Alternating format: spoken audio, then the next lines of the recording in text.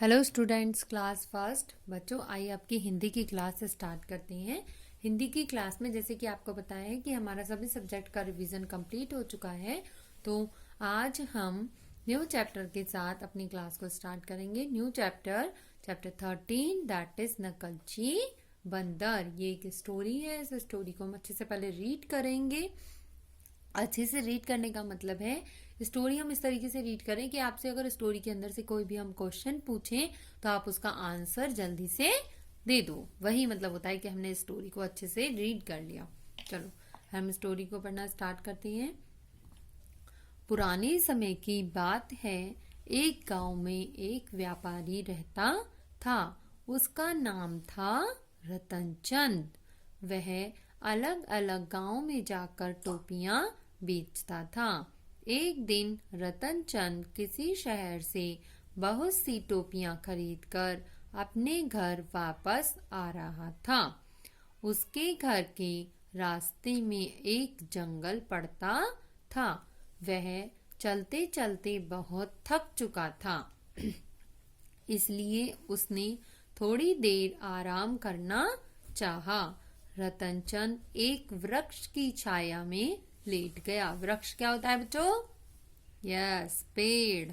जैसे पेड़ बोलते हैं उसे वट भी बोलते हैं, ठीक है। उसने अपने सिर के पास टोपियों वाली गठरी रख ली। लेटते ही उसे नींद आ गई।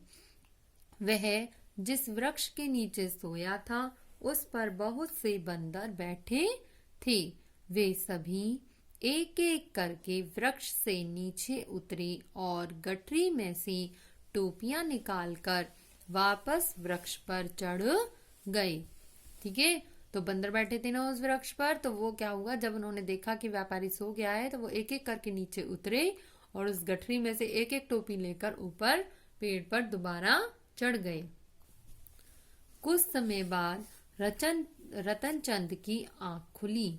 जैसे ही उसने गठरी की ओर देखा तो वह हैरान रह गया, क्योंकि गठरी बिल्कुल खाली थी।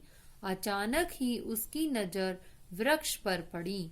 उसने देखा कि सभी बंदर अपने सिर पर टोपियां पहने बैठे हैं। देखो आपको पिक्चर में दिखाई दे रहा है ना, सारे बंदर टोपियां लगाए हुए बैठे हैं ना।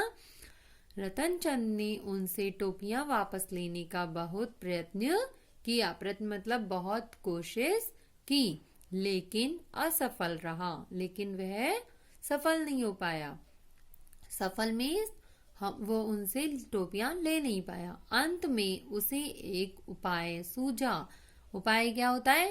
तरकीब। जैसे कहते हैं ना, कोई क्या कहते हैं फटाफट से, हाँ, एक आइडिया, तो उसको कहते हैं उपाय।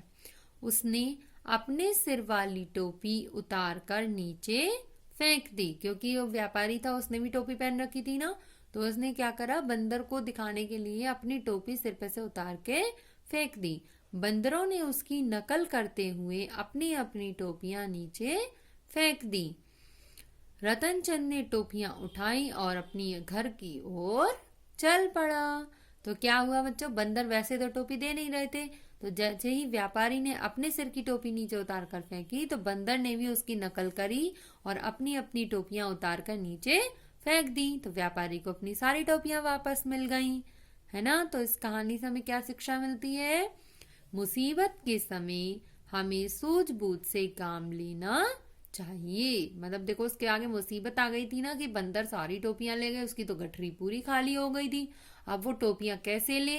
तो उसने सूझबूझ से काम लिया ना। सूझबूझ क्या होता है? दिमाग से, एकदम कोई तरकीब से काम लिया उसने। तो तरकीब क्या अपनाई? ठीक है,